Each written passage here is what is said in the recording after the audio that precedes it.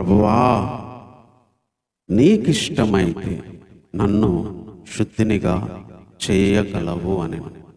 ఎవరైనా ప్రభువా నన్ను బాగు చేయండి అంటారు, కానీ ఇక్కడ ఒక పదాన్ని వాడాడు, నీకిష్టమైతే నన్ను శుద్ధినిగా చెయ్యగలవు.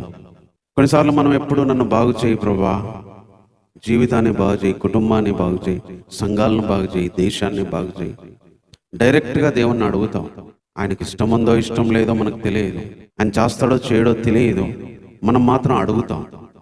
కానీ ఇక్కడ ఈ వ్యక్తి ఒక స్పెషల్గా అడుగుతున్నాడు. అందుకే ప్రతిదీ కూడా దేవుణ్ణి డైరెక్ట్ చేయమని అడగకూడదు. అదే ఈరోజు దేవుడు ఈ వ్యక్తి ద్వారా నేర్పిస్తుంది.